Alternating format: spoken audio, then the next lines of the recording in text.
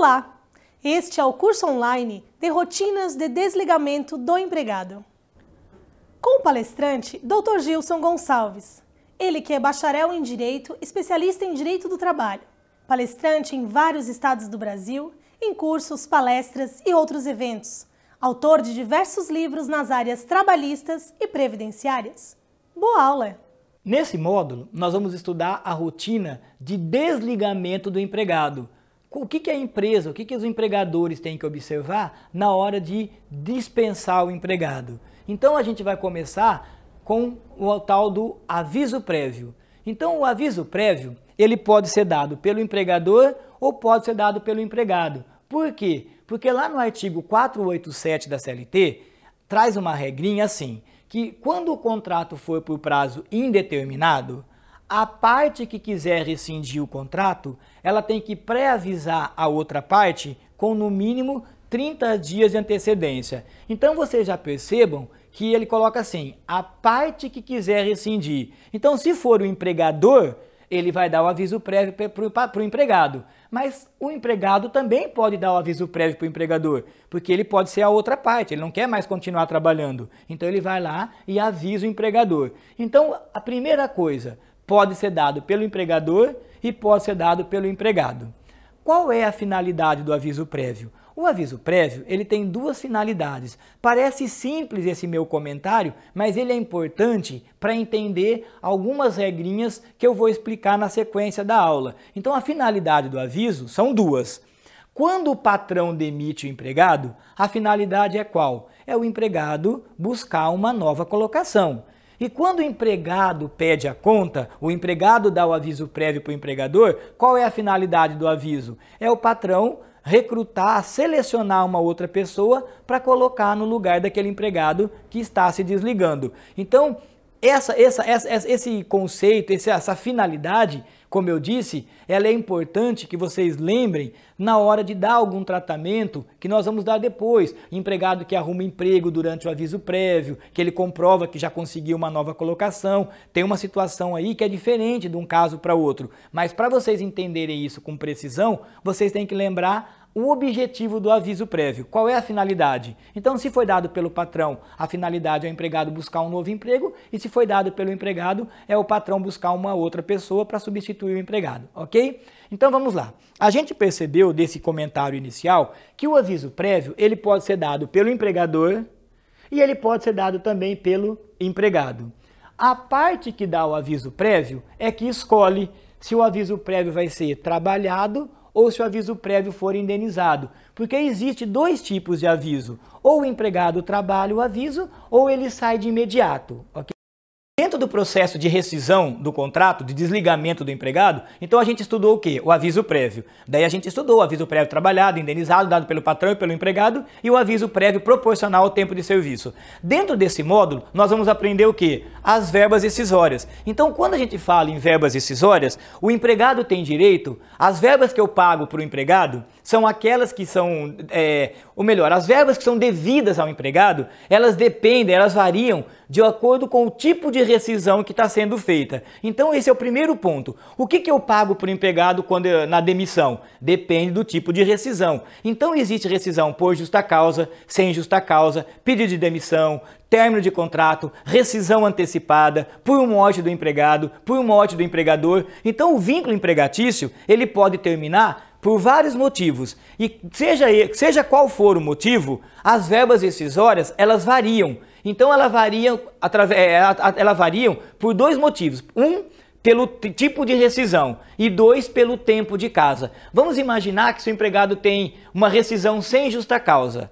Se o empregado tiver mais de 1 ano de empresa, as verbas são uma. Se ele tiver menos de 1 ano de empresa, as verbas são outra. Então, como são muitas as hipóteses, o que eu fiz? Eu disponibilizei um material para vocês, que vocês vão copiar isso no material impresso, que tem todos os tipos de rescisão. Eu coloquei ali naquela tabela que vocês vão imprimir, todos os tipos de rescisão que pode acontecer. De um lado, eu coloquei os empregados que têm menos de 1 ano de empresa e do outro lado, os empregados que têm mais de 1 ano de empresa. Claro que com o tempo vocês acabam decorando tudo isso, mas não precisa decorar. Quando quiser saber as verbas decisórias, é só olhar nessa tabela que vocês vão ter em mãos, ok?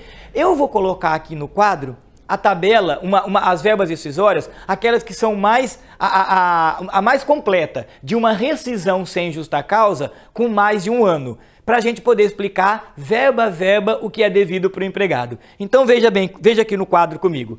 A primeira verba que vai aparecer é um tal de saldo de salário. Então essa verba aqui vai aparecer, seja ele qual for o tipo de rescisão, vai aparecer. Como eu estou exemplificando com vocês uma rescisão sem justa causa com mais de um ano, eu vou ter que pagar o saldo de salário. Daqui a pouco eu explico o que significa isso. Também vai ter um tal de aviso prévio. Daqui a pouco a gente conversa um pouquinho. Vai ter também um tal de 13º salário, que a gente também vai explicar. Eu vou ter que pagar para o empregado também as férias vencidas. Ok, é uma verba que ele vai ter direito e eu vou ter que explicar isso. Quando fala em férias, ele vai ter também 1/3 das férias vencidas. Então eu vou explicar como é que é feito esse cálculo aqui. Ele pode ter também direito às férias proporcionais. Então nós temos que explicar. Se ele tem férias proporcionais, ele vai ter também direito a 1/3 das férias proporcionais. E vai ter uma outra verba aqui que não é todo empregado que tem.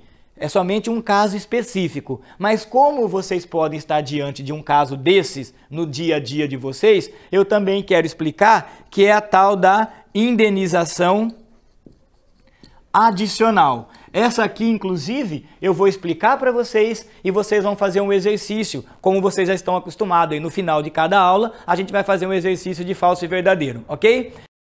Nesse tópico, nós vamos aprender as regras que eu preciso saber para poder caracterizar uma justa causa. Então, o que é uma justa causa? É quando o empregado comete falta grave que é passível de uma demissão. E para o empregado não é muito bom ser mandado embora por justa causa. Por que não é muito bom? Porque as verbas rescisórias que ele vai receber, elas são quase nenhuma. O empregado sai sem quase nenhum direito. Então, claro que para poder dar uma justa causa, as coisas não são tão simples assim, mas tem algumas orientações que eu vou passar para vocês, que vai fazer com que vocês entendam e usem o procedimento correto. Então, por isso, nesse tópico, nós vamos aprender a caracterização da justa causa, os princípios que regem a justa causa, advertências e suspensões, é muito importante esse ponto, quantas advertências, quantas suspensões, o abandono de emprego, como que caracteriza toda essa justa causa. Então, vamos bater um papo bem legal sobre essa tal de justa causa.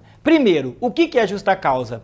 O artigo 482 da CLT, ele determina que dependendo das faltas que o empregado tem, a empresa pode dispensá-lo, sem direito a quase nada. Por quê? Porque é como, usando uma linguagem mais moderna, o empregado pisou na bola, ele não cumpriu as suas obrigações. Então, o empregado que comete aquela falta, o patrão vai lá e rescinde o contrato e não tem muita obrigação financeira com ele. Só que para isso, o patrão tem que entender quais são as faltas que o empregado pode cometer. Que o empregado não pode cometer, ou melhor, o patrão tem que saber quais são os atos que o empregado comete que lhe dá o direito de demitir por justa causa. Aonde que estão esses atos? Lá no artigo 482, ele coloca desídia, que é o desinteresse, má-fé, mau procedimento, roubo. Então tem várias situações que caracterizam uma justa causa. Agora, veja bem, é muito importante que vocês saibam algumas coisas que eu escrevo nos meus livros, a respeito da justa causa. Primeiro, a justa causa, ela tem os princípios que regem a justa causa. Então, o primeiro princípio é o princípio da gradatividade da pena. Então, para vocês entenderem o princípio da gradatividade da pena, é importante que vocês olhem o artigo 482 e vocês vão perceber que ali dentro tem falta grave e falta gravíssima. Então não tem coisa boa ali, ou é grave ou é gravíssima. O que é uma falta grave? É quando o empregado bate o cartão atrasado, quando o empregado bate o cartão para o outro amigo, isso aí é uma falta grave. É possível de dar justa causa? É. E como o patrão tem que fazer? Ele tem que aumentar a pena de forma gradativa. Então vamos imaginar, vamos pegar um exemplo para a gente trabalhar esse assunto inteiro com esse exemplo. O empregado bateu o cartão atrasado. Chegou atrasado, ele está chegando atrasado sempre.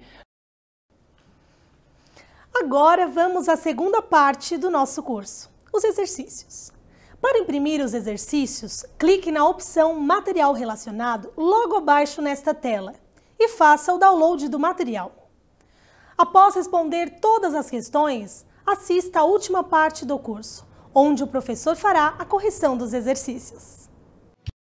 O primeiro exercício que eu tinha passado para vocês é a respeito da indenização adicional. Então, quando eu falo da indenização adicional, é aquela da Lei 7.238. Então, eu dei um exemplo assim, eu coloquei primeiro o artigo. O empregado dispensado, sem justa causa, no período de 30 dias que antecede a sua correção salarial, terá direito à indenização adicional equivalente a um salário mensal. Foi isso que eu tinha explicado para vocês.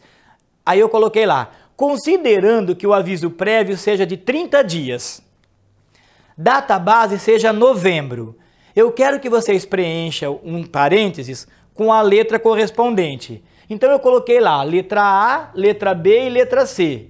Na letra A, vocês vão colocar aqui se for devida a indenização adicional. Na letra B, se for devida ao complemento, porque vocês já sabem quando é devida a indenização, quando é devido o complemento. E letra C é quando não é devido nenhuma coisa e nem outra. Não tem que pagar nada para o empregado, ok? Então eu coloquei 7 situações. E nessas situações vocês vão colocar A, B ou C, dependendo da situação. Vamos lá? Para a gente ter certeza disso daqui, acompanha isso que está no quadro. Veja lá.